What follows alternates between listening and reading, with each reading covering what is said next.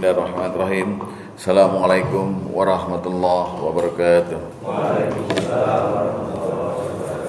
Alhamdulillahilladzi hadana li hadza wa ma kunna linahtadiya laula an hadanallah. Asyhadu an la ilaha illallah wahdahu la syarikalah wa asyhadu anna Muhammadan abduhu wa rasuluhu la nabiyya ba'dah. Allahumma fasholli wa sallim wa barik ala hadza nabiyil karim nabiyina Muhammadin sallallahu alaihi wasallam wa ala alihi wa sahbihi ajmain, amma ba'du.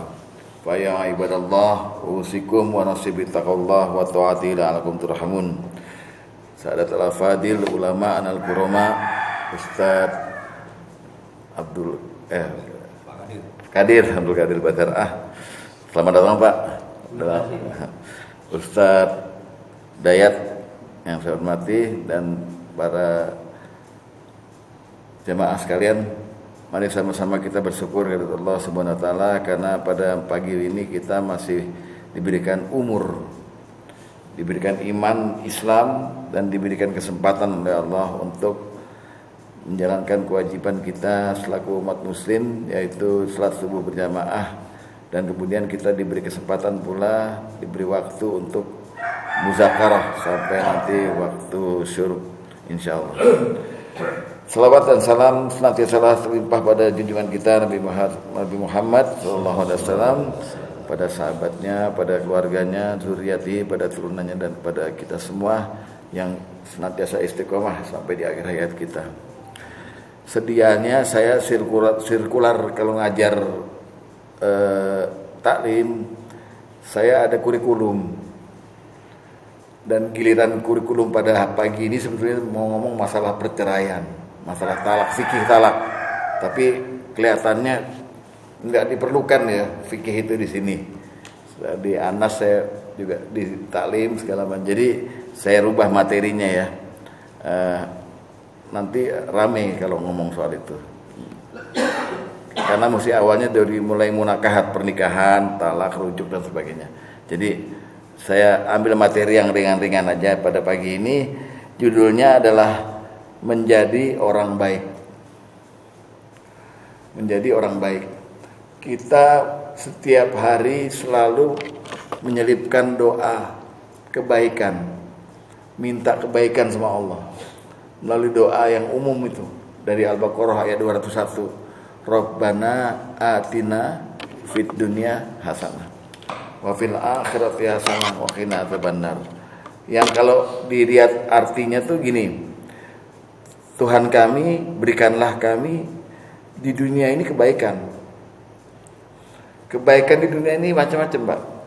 Ada kebaikan tuh dia tandai dengan kebahagiaan rumah tangga, istri soleha, hartanya kita lumayan lah, cukup lah, nggak kaya amat tapi cukup lah, nggak kurang.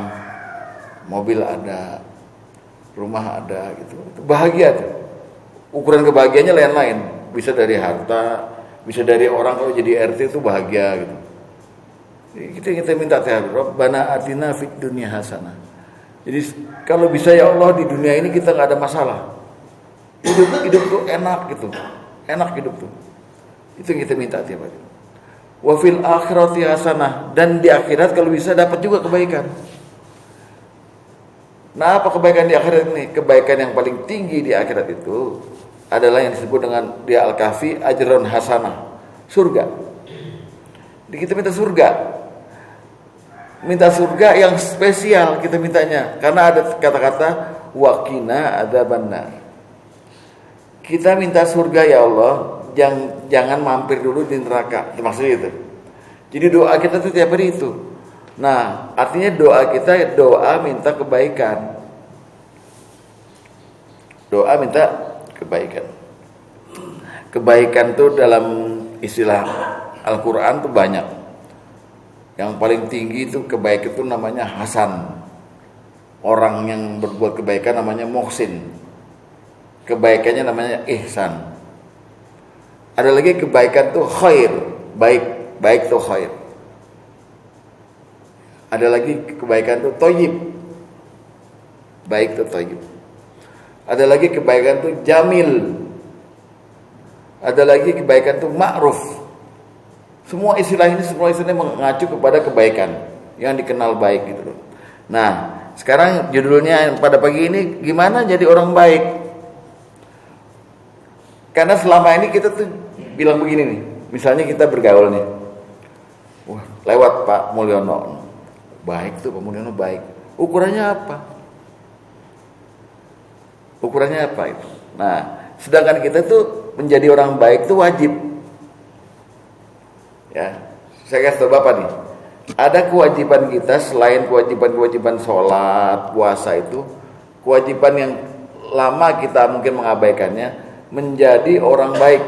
Itu wajib hukumnya. Di mana wajibnya itu? Mari kita tengok Al-Quran sebentar.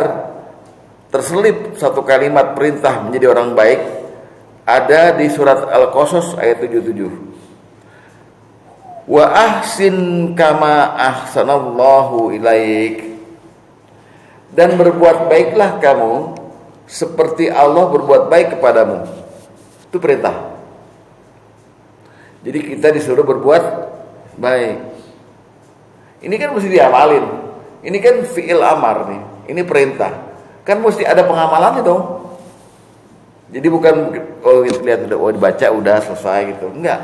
Wa ahsin kama ahsanallahu ilaika. Dan berbuat baiklah kamu seperti Allah berbuat baik padamu. Itu perintahnya. Kemudian perintah yang kedua itu untuk kita bisa wajib jadi orang baik itu ada di Al-Baqarah ayat 195. Wa ahsinu, dan berbuat baiklah, innallaha yuhibbul muhsinin. Sesungguhnya Allah cinta pada orang yang berbuat baik. Jadi kita itu digiring sama Allah untuk bisa dapat kebaikan yang kita minta tadi, Rabbana atina itu. Jadi orang baik dulu. Orang baik baru balasannya baik. Hal jazaul ihsani illal ihsan. Tidak ada balasan orang baik kecuali kebaikan yang kita minta.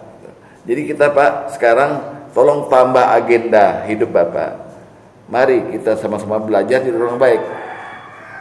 Orang baik di hadapan Allah. Kalau udah baik di hadapan Allah, insya Allah baik di hadapan manusia. Dan itu mohon maaf, selama ini itu hanya ada dalam khayalan tuh Pak. Karena manusia itu jarang sekali mengukur kebaikan dirinya. Yang diukur apa manusia selama ini cuma tekanan darah, kolesterol, asam urat, ya kan Pak? Ya, tapi tidak pernah mengukur saya ini udah baik belum di hadapan Allah. Saya memenuhi syarat gak dapat kebaikan di dunia dan kebaikan di akhirat. Itu perlu pertanyaannya gede tuh, gambar kuping gitu, jendol, question mark. Apakah saya sudah baik? Dan bagaimanakah menjadi orang baik gitu? Padahal menjadi baik itu wajib. Ya. Jadi itu perintahnya itu. Nah, kalau kita udah mau mulai untuk belajar jadi orang baik, ada banyak khasiatnya. Di antaranya Nabi bilang begini nih Pak. Ini yang susah nih, mungkin kita cerna nih. Kalau kita tiap hari mencoba berbuat baik gitu loh, jadi orang baik gitu. Nabi bilang, kebaikan kamu itu bisa menutup dosamu. Makanya perintah kata Nabi, wa atbi' sayyi'ati hasanah tamhuha. Kebaikan kamu itu ya bisa. Jadi gini, kalau kamu habis buat salah, buat dosa, langsung berbuat baik. Perbuatan baik itu bisa nutupin perbuatan salahmu itu gitu loh. Sama itu fungsinya. Jadi kalau kita tiap hari berbuat baik, insya Allah dosa-dosa kecil kita hilang, aman. Itu syarat pertama ya. Jadi jangan ada kesalahan. Kalau bisa minimalisir kesalahan kita. Yang kedua fungsinya kalau kita berbuat baik yang banyak, mancing rezeki. Kenapa Bapak sering ngeluh? Hari ini apa banget dagang, nggak laku-laku, gaji kecil, banyak utang. Karena banyak dosa. Itu bukan saya yang ngomong, itu Nabi yang ngomong. Nih dengarkan. Innar rajula la yuhramur rizqa bidzambi yusibuhu.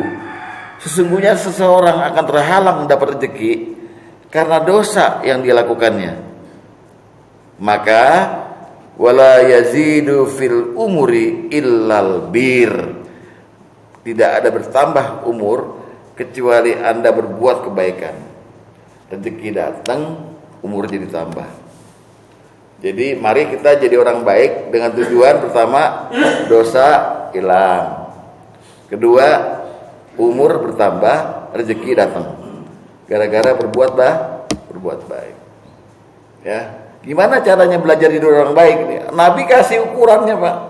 Ukurannya ada 4. Supaya kita masuk golongan orang-orang yang baik di hadapan Allah, baik di hadapan manusia. Ada 4. Ukuran intelektual, ukuran sosial, ukuran personal, dan satu lagi ukuran sosial, personal, intelektual, dan ukuran spiritual, ukuran agama. Kita lihat dulu sekarang ukuran personal. Bagaimana cara kita jadi orang baik dari segi ukuran kepribadian kita. Kata Nabi, khairukum ahasinukum akhlaqa. Orang baik itu ukurannya orang yang paling baik, paling sopan, paling baik akhlaknya, paling sopan. Dan yang paling sopan itu, yang paling baik adalah orang yang panjang umurnya tapi sopan akhlaknya. Jadi maksudnya ini, orang yang terbaik, orang Islam terbaik itu orang tua tapi sopan santun gitu. Di sini banyak, Pak, ada Pak Tri, Pak Derajat, Pak Kadir, tua kan? Tua. Tua tapi sopan gitu. Nggak neko-neko. Ada orang tua yang nggak merasa tua. Tuh dulu tuh tahun 90-an di TVRI ada ibu-ibu umur 90 nyanyi I can't stop loving you. Nggak merasa tua ini. Nggak sopan itu. Nah, kata Nabi, pertama kali nih orang yang terbaik itu orang yang akhlaknya tinggi. Ini orang baik nih, akhlaknya tinggi. Dan yang paling baik dari yang akhlaknya tinggi, orang tua yang panjang umurnya, akhlaknya bagus. Di zaman Nabi itu satu orang tuh, namanya Sa'ad bin Abi Waqqas. Lalu Abu Bakar As-Siddiq. Itu orang tua yang dipandang, kalau orang memandang itu takjub gitu loh. Karena ngomongnya sopan santun, ya gitu pertama. Ya, jadi kita perlu nih, ya perlu kita ukur nih. Kita udah begitu belum, ya?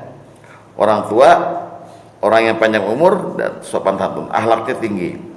Kemudian dari segi personal ini, Nabi juga pernah bilang begini. Nanya Nabi, ada orang nanya sama Nabi, Ayyul muslimina khair. Siapa Nabi orang yang muslim yang baik itu? Ya. Nabi menjawab, muslim yang baik itu man salimal muslimuna min lisanihi wa yadihi. Orang Islam yang baik itu orang lain itu selamat dari mulutnya sama tangannya. Maksudnya lisannya nggak pernah nyakitin orang, tangannya nggak pernah mukul orang. Itu akhlak loh. Jadi tadi pertama orang dari segi personal yang paling baik itu orang yang akhlaknya tinggi, dan dari akhlak yang tinggi ini orang tua yang akhlaknya tinggi, yang sopan santun. Kedua, yang orang yang akhlaknya tinggi, yang lisannya baik, terus tangannya baik, nggak pernah ngerusak, nggak pernah mukul, nggak pernah nyakitin. Ya kita ukur nih Pak ya, apakah diri kita pernah begitu? Itu insya Allah enggak lah. Kalau udah nggak pernah begitu, berarti kita termasuk orang yang baik di hadapan Allah dari segi personal. Ya. Kemudian nomor 3 dari segi personal. Kata Nabi, orang yang baik wa khiyarukum linisaikum. Seorang suami yang baik sama istrinya. Ini luas nih Pak. Seorang suami yang baik sama istrinya. Sebab ini ada juga laki-laki yang merendahkan istrinya. Baik melalui lisannya, melalui tangannya, merendahkan istrinya. Nah, Nabi bilang, sebaik-baik kamu adalah orang yang paling baik kepada istrinya. Kita ukur sekarang. Masing-masing pasti lain, Pak. Nggak mungkin sama cara kita memperlakukan istri kita. Masing-masing bapak lain. Tapi yang jelas, buat rumah tangga bapak sebagai surga bapak. Baiti jannati. Sehingga istri ketika bapak ketika hadir di hadapan keluarga itu diharapkan gitu loh. Diharapkan, nggak ditakutin ya. Jangan sampai kita datang ke rumah itu, istri dengar motor kita dari jauh, udah bilang, ya la haula wala quwata illa billah, penyakit datang lagi, jangan gitu. Tapi begitu bapak datang, assalamualaikum, sambut dengan baik gitu. Jadi kenapa gitu? Karena akhlak bapak terhadap istri baik. Gitu. Ya, tuh. Karena itu orang yang dititipkan Allah kepada bapak itu istri itu. Bapak nggak ngerawat dari kecil gitu, jadi jangan disia-siakan. Nah, itu orang baik dari segi personal. Jadi pertama, akhlaknya bagus, dia semakin tua akhlaknya semakin baik, lisannya dan tangannya bisa menyelamatkan orang lain, nggak masalah. Kemudian dia terhadap istrinya baik. Itu ukuran kebaikan dari segi personal. Insya Allah sifat-sifat yang seperti ini sudah ada dalam diri jamaah di Nurul Iman ini. Amin. Yang kedua, dari segi sosial, Rasulullah pernah bilang, ditanya lagi, ayul islami khairun ya Rasulullah. Islam yang bagaimana yang paling baik ya Rasulullah? Orang Islam bagaimana? Kata Rasulullah begini, tut'imut ta'am wa yaqra'as salam wa alaman arafta wa yaqra'as salam alaman arafta wa man lam ta'rif. Orang Islam paling baik itu dia nggak pelit, dilambangkan dengan at-ta'imut ta'am, memberi makan. Maksudnya dia sering sedekah. Yang kedua, dia sering ngucapin salam kepada orang yang dia kenal ataupun yang nggak dia kenal. Pokoknya nggak ada hari tanpa menegur orang gitu loh. Pak, mana Pak? Assalamualaikum, mana? Loman apa namanya? Ramah Pak, Sumeh. Orang Jawa bilang Sumeh. Loman dan Sumeh. Itu adalah dari segi sosial. Jadi orang baik disebut baik kalau dia tidak pelit dan dia mau berkomunikasi yang intens dengan orang lain. Kemudian dari segi sosial, Rasulullah pernah bilang begini, wa man sona'a ilaikum ma'rufan fakafi'uhu. Orang baik itu adalah orang yang siapa yang bisa membalas kebaikan orang. Kalaupun dia nggak bisa balas, setiap diberi kebaikan sama orang lain, dia doakan orang itu. Pak Kadir kasih saya makanan, saya nggak bisa balas, saya doakan Bapak. Jadi orang yang baik itu orang yang senantiasa membalas kebaikan orang lain. Gitu Pak ya. Dalam Islam tuh ada dikenal pemberian hadiah. Hadiah ini kalau bisa dibalas. Ini kasih hadiah, balas, kasih hadiah, balas. Untuk menimbulkan kasih sayang. Itu sifat yang kedua. Sifat segi apa? Segi sosial. Jadi dari segi personal, segi sosial. Kalau Bapak menjadi orang baik ya. Kemudian dari segi spiritual sekarang syarat orang disebut baik begini. Nabi pernah cerita nih. Apa cerita Nabi? Kata Nabi, sebaik-baik kehidupan manusia min khairi ma'asyin nas lahum rajulun muslimun inana farasihi fi sabilillah. Adalah seseorang laki-laki yang memegang kuda dan cepat-cepat berjuang di jalan Allah. Ketika dia dengar suara musuh, dia langsung lompat ke kuda, langsung menyebut kematian. Maksudnya apa nih? Orang yang siap-siap jihad fisabilillah, baik dengan dirinya maupun dengan hartanya. Nggak ragu-ragu lagi dia, sungguh-sungguh gitu loh. Ya, yang penting jalan Allah. Kemudian setelah selesai begitu, orang ini juga begini nih. Atau kata Rasulullah, seorang laki-laki yang ngumpet dari manusia, uzlah dari manusia, tinggal menyendiri, menghindari keburukan manusia. Tapi dia siap-siap untuk membantu setiap manusia kalau dibutuhkan gitu.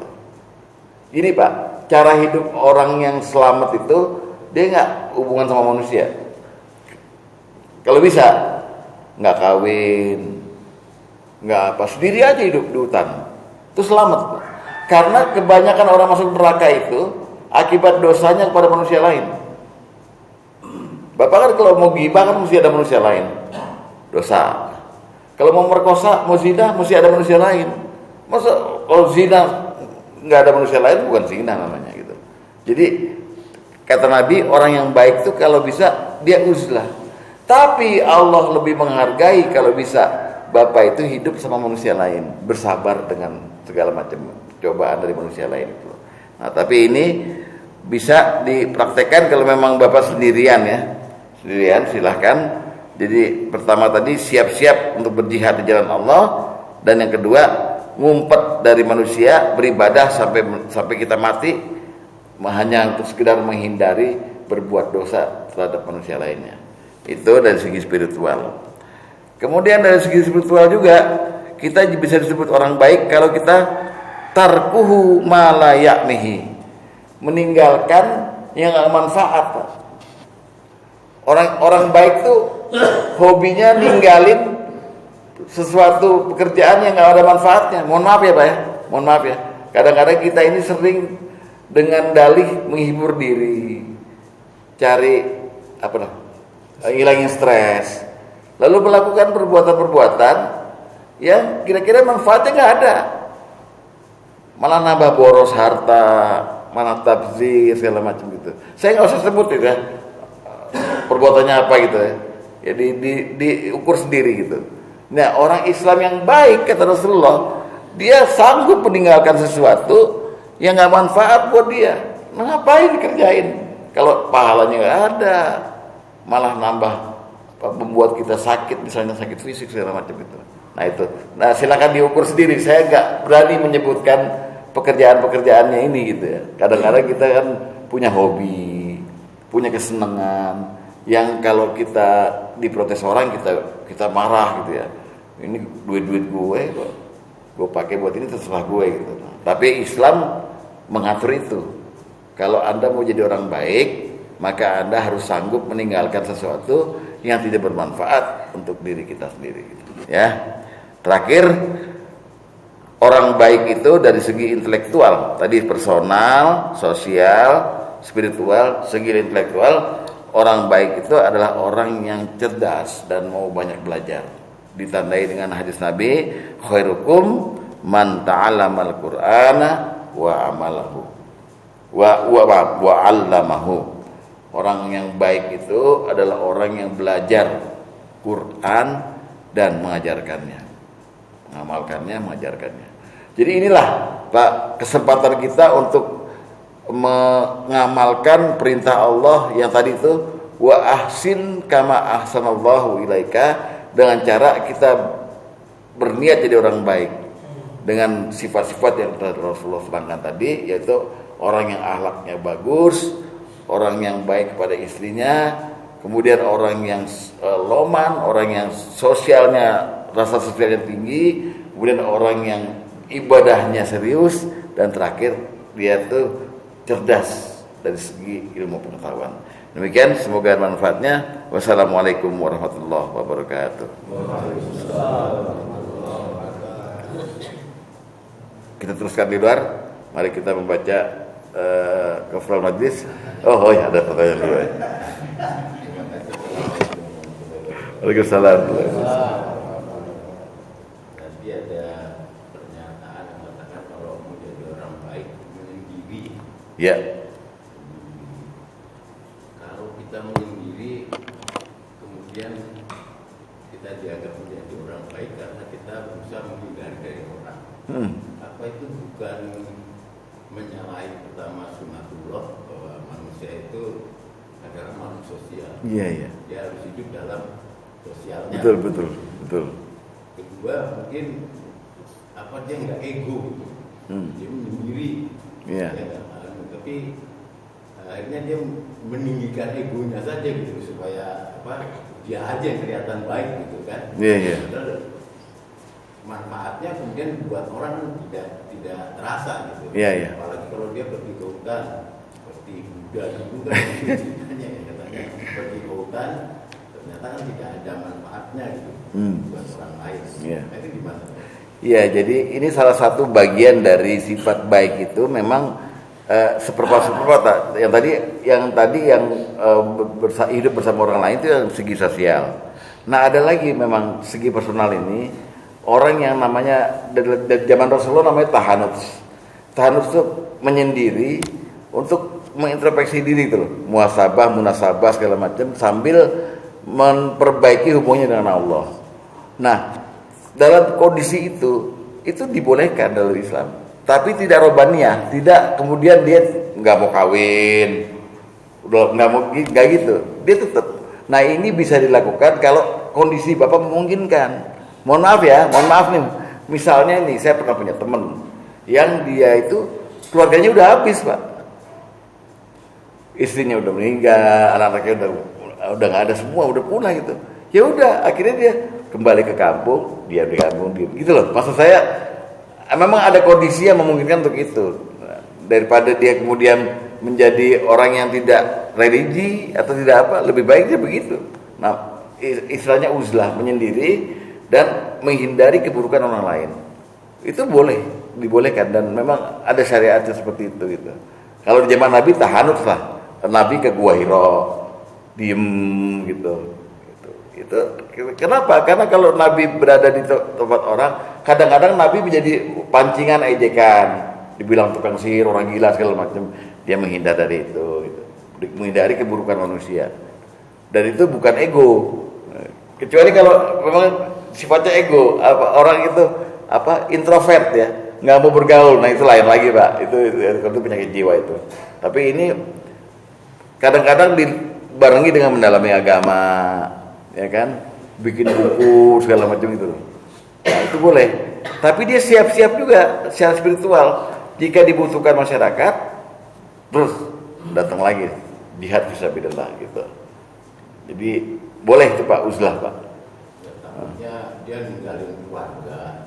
Wah itu yang nggak boleh itu, ninggalin keluarga. Supaya dirinya menjadi baik gitu kan. Sementara keluarganya terlantar. Ya nggak ada tuntunannya kalau itu. Yang ini kalau ini memang udah ya sudah, misalnya maaf ya udah tua sekali gitu ya. Ya udah apalagi yang mau saya lakukan gitu. Nah, maka dia menyingkir gitu. Mungkin ya kali. Jangan mati selagi hidup gitu. Memang orang paling baik adalah orang yang sosial, yang manfaatnya banyak buat orang lain gitu loh. Manfaatnya banyak gitu. Terjun ke masyarakat kan gitu. Tapi itu mohon maaf sekali lagi, yang begini-gini tuh hayalan pak. Kita tuh belum nemu orang baik kayak begitu gitu loh. Mana sih orang yang banyak manfaatnya, mana sih gitu, ya kan? Kalau kita bilang seorang ini baik, baiknya dari mana lihatnya gitu.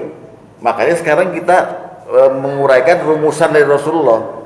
Oh, orang baik itu begitu. Kan kita nggak pernah nyangka kalau ternyata Rasulullah bilang orang termasuk orang yang baik adalah orang yang sanggup meninggalkan sesuatu yang nggak ada manfaatnya. Wah itu sulit loh pak. Ya kan? Anggap aja misalnya gini lah. Mohon maaf ya apa ya, yang umum deh. Misalnya nonton bola. Nonton final piala bola itu. Bandingkan waktu 2 kali 40 menit itu jika Bapak isi dengan zikir. Apa yang Bapak dapat di akhirat? Dengan misalnya hari Selasa tanggal 2 Oktober jam 10 malam ada final bola. Ya. Di saat itu Bapak punya kesempatan nih. Ya, kesempatan untuk misalnya meleknya Bapak dipakai zikir 90 menit itu. Yang mana yang dapat kebaikan di akhirat? Yang zikir atau yang bola? Yang zikir. Ya. Walaupun sementara orang bilang saya juga sih sambil nonton bola zikir. Gol, ya. Nggak ada masalah. Itu argumentasi kan itu ya. Tapi Rasulullah membatasi. Kamu disebut baik Kalau sanggup meninggalkan sesuatu yang manfaatnya nggak ada, dan kamu pilih yang ada manfaatnya gitu loh. Nah itu susah. Jadi pelaksanaan menjadi baik itu memang susah, Pak Tri. Sebagaimana tadi kelihatannya orang yang mengasingkan diri itu nggak baik gitu, tapi dia memang ada tujuan tertentu itu untuk menghindari keburukan. Gitu Pak. Jadi ini sulit. Makanya kita kalau belajar dari orang baik itu aman Pak. Iya Pak. Ada lagi? Selamat Pak Idin. Tentang salam tadi. Salam. Materi. Iya. Bukan materi. Kita ketemu orang itu kan diharuskan salam. Ya. Dianjurkan. Masuk rumah dia dianjurkan salam. Bahkan ada bacaan masuk rumah. Masjid juga ada bacaan. Ada. Pada masjid. Kalau mampir. Nah, secara logika rumah dan masjid itu takta derajatnya jauh lebih tinggi masjid ya. Ya. Wah, masjid itu kita dianjurkan untuk mengucapkan salam. Karena ini ketepatan saya, ya orang misalnya di dalam kondisi ya, waktu bukan pengajian ya, orang sholat qabliyah kita masuknya assalamualaikum. Apakah itu dianjurkan atau ada saja? Saya keterbatasan saya ini. Ya, baik. Itu aja. Ya. Jadi sebetulnya salam itu diucapkan ketika berjumpa ya. Nah, lalu ada di surat An-Nur itu ada aturan orang masuk rumah. Hatta tusallimu alaihi kan? Jangan sama masuk rumah sampai salammu dijawab gitu segala macam. Ada berarti ya aturannya. Nah, untuk masuk masjid memang tidak ada aturan baku harus memberi salam. Karena kepada masjid itu kita jadi gini, waktu kita masuk ke dalam masjid itu, kita udah tidak lagi diwajibkan untuk berinteraksi dengan orang, tapi dengan masjid. Ketika nasihat Nabi kepada Abu Dzar Al-Ghifari, kamu ada satu ibadah yang mesti kamu lakukan sebelum ketika di masjid, yaitu kamu menghormati si pemilik masjid, yaitu Allah, dengan cara tahiyatul masjid. Nah itulah salamnya orang-orang kepada masjid itu tahiyatul masjid. Nah, sedangkan kepada orang-orang di dalamnya tidak wajib untuk memberi salam. Jadi salam itu secara umum hanya untuk dilakukan untuk perjumpaan sebenarnya. Afsyus salam. Assalamualaikum, perjumpaan gitu ya. Di samping itu ada juga aturannya untuk masuk rumah. Tapi untuk masuk masjid memang tidak disyariatkan. Jadi salamnya orang kepada masjid itu bukan kepada orang, tapi kepada masjidnya secara bangunan dan kepada penghormatan kepada pemilik masjid itu. Karena ini namanya rumah Allah itu. Rumah tempat sujud kepada Allah. Kita Pak ini. Baik. Keraguan-keraguan saya sudah terjawab. Oh baik. Karena kadang-kadang kalau orang assalamualaikum, kita lagi sholat apa? Kita nggak menjawab orang itu gitu. Ini yang lebih utama gitu. Nah, jadi kadang-kadang khawatir saja. Artinya yang mungkin dijelasin. Tapi kalau sudah ada tadi misalnya Pak Tulus nih, nah, assalamualaikum, ya dijawab saja. Yang bisa menjawab, jangan yang sholat juga menjawab. Waalaikumsalam, batal semua.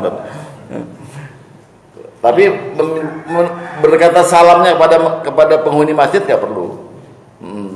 Salam juga dilakukan juga kepada sesuatu yang gaib. Misalnya kalau Bapak ada di halaman kuburan, ya kan? Assalamualaikum ya daur qaumi minal muslimina wal mu'minina wa inna insyaallah bikum lahiqun. Itu salam juga gitu. Jadi kita memang udah diajarkan secara detail seperti itu. Nah, kepada masjid memang tidak ada assalamualaikum. Tidak ada. Adanya doa itu kan yang Allah nurus apa? Cahaya itu ya. Iya. Di pintu masjid itu. Gitu Pak ini. Heeh. Ada lagi Pak? Ya. Kalau gitu kita lanjutkan dengan pembahasan kambing yang di luar. Mari kita baca Kafal Majlis. Subhanakallahumma bihamdika asyhadu an la ilaha illa anta astaghfiruka wa atubu ilaik. Sekali lagi wassalamualaikum warahmatullahi wabarakatuh.